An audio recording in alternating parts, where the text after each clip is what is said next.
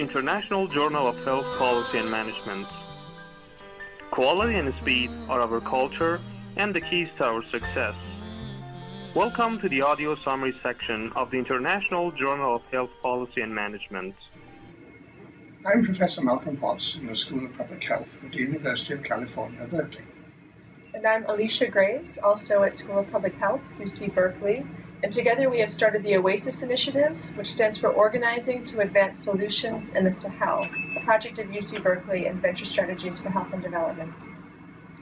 Conflict in the Middle East is killing hundreds of thousands of people, and millions are being forced to migrate. There seems to be no end to the suffering. We are surprised when the Islamic State beheads prisoners or when Boko Haram kidnaps girls. But the question we ought to be asking is not why do wars break out, but why does peace break out? We are an unusually violent species.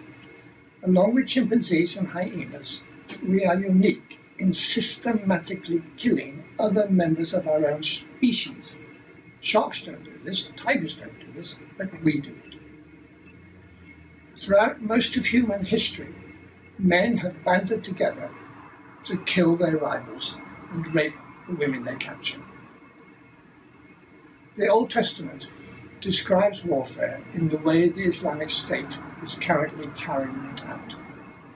In Deuteronomy, the Israelites were commanded, "When the Lord thy God has delivered into thy hands, thou shalt smite every male with the edge of the sword.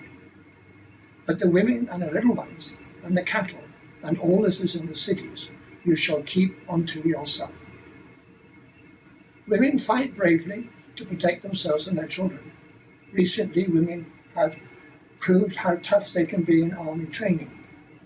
But in the whole sweep of human history, there is not a single example of a situation where women have banded together spontaneously and gone out to kill their neighbors. In The Pillars, Mightier than the Sword, we argue that there are achievable ways to make the world a more peaceful place. The key is to empower women and girls and give them the freedom to make choice about using their bodies in their own lives. Girls' education is probably the most leveraged thing that we can do to make a more peaceful world. The default position throughout all of human history is a large family. But empowering women with the means and information to separate frequent sex from childbearing can reduce the birth rate with remarkable speed. When Iranian women were given these choices, the birth rate fell 10 times faster than it did when the US was going through the same demographic transition. Whatever happens to the present diplomatic efforts to prevent Iran building nuclear weapons, the fact that there are now more Iranian women than there are men in the universities is likely to make the nation increasingly peaceful. By contrast, Pakistan, where contraception remains beyond the reach of most women and where there is already an atomic bomb, Pakistan could well become an increasingly unstable and dangerous actor on a global stage.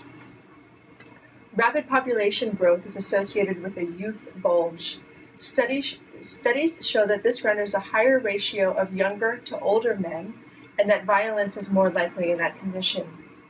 The 9/11 Commission said that the high birth rates have produced, quote, "a large, steadily increasing population of young men without any reasonable expectation of suitable or steady employment, a sure prescription for social turbulence." So Richard Ottaway, chair of the UK Parliament Foreign Affairs Committee, concludes, "There is clear evidence that in many cases, high population growth in the developing world tends to correlate to political instability and the spread of radical extremist views. Again, it is only when women have correct information and access to family planning that fertility rates fall, and that the youth bulge gives ways to societies with more evenly distributed age groups. Although it may not seem this way, most of the world is at peace. Progress is occurring. Deaths from warfare in relation to the growing global population are a lot fewer than they were in centuries past, and this shift correlates with increases in women's autonomy. By ensuring that women have the freedom and resources to make informed decisions about their bodies and family size, we can expect to see that indeed the pill is mightier than the sword. Thanks. Thank you.